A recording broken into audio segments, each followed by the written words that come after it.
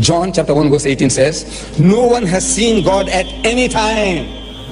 You accept that? I accept that. No one has seen God at any time. Exodus chapter 33 verse 20 says, but he said, you cannot see my face. God told Moses, no man can see me and live.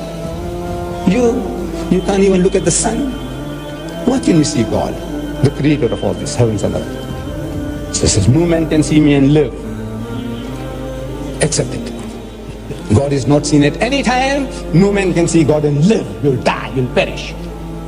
But in Genesis chapter 32 verse 30, God inspires Moses, supposed to be, and tells him about Jacob. And Jacob called the name of the place Peniel. Peniel. For I, quoting, for I have seen God face to face. Jacob saw God face to face. But we were told that no man can see God and live. And God is not seen at any time. Now Jacob tells us that he saw God face to face and my life is preserved and I didn't die. Contradiction. Who's inspiring these words? I want to know. The pastor will explain. Yes. Yes, you will say. 1 Corinthians chapter 14 verse 33. For God is not the author of confusion. Accept it. How can God confuse people? It's the work of the devil. The devil confuses people, not God. Accept it. But in the book of Ezekiel, chapter 20 verse 25, we read, therefore I also gave them up to statutes, laws that were not good. God gave them laws to people which were not good for them, which were not good. And judgments by which they could not live. That's a devilish thing to do. God does that. He said, I'm not the author of confusion. We believe he's not the author of confusion, but he's confusing his creation, giving them evil laws, evil statutes. The work of God, and the same God is inspiring these two persons to write this. One says, look, God is not the author, and the other one says he confused the people. I'm reading this from a Christian magazine called The Plain Truth, October 1977. It says, reading Bible stories to children can also open up all sorts of opportunities to discuss the morality of sex. An unexpurgated Bible might get an X rating. I don't know, in your Scandinavian countries you have such a thing as an X rating, not fit for children to see. X rating. An unexpurgated Bible might get an X rating from some censors. A Christian magazine writes that. Which means, as George Bernard Shaw says, this is the most dangerous book on earth. George,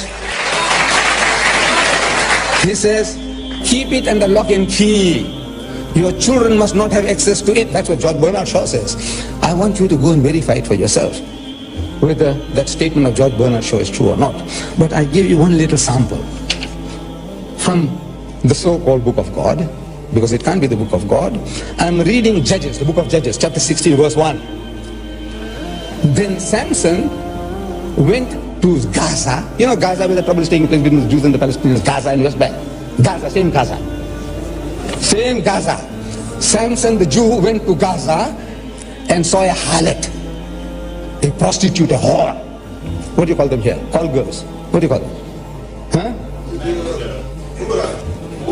This is, no, in the English language they use beautiful words, hookers and what not.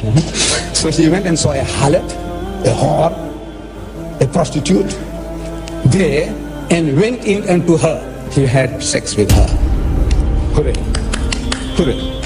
Can you imagine? In the word of God, this guy here he's a hero to so many people. Bible readers. Samson. You know Samson and Delilah? You heard the story? Samson and Delilah? You see the film? I think it's going on somewhere here now in Stockholm. Samson and Delilah.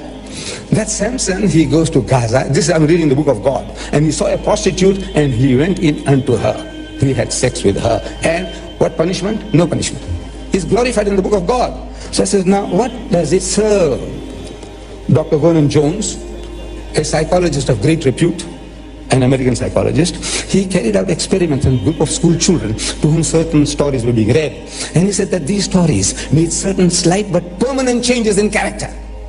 Even in the narrow classroom situation, you tell stories to children about anything. You're programming the child, the stories you tell. Anything. So whatever you feed them with, sex, rape, murder, incest, you are programming the people. As soon as they get an opportunity, they're going to do the thing what they have been reading. We are what we eat, and we are what we read. Whatever the type of literature you read, some of the things that you can buy here, if I take them with me to South Africa, I will go to jail for 2 years in my country. What I can get in London, Heathrow, what I get in Kennedy Airport in America, what I can buy from here, Stockholm. If I take it to my country, the white rulers, as far as morality is concerned, pornography is concerned, they are so strict that now in this age of mine, he says you go to jail for 2 years for carrying such filth. But in the book of God, it is all halal, kosher.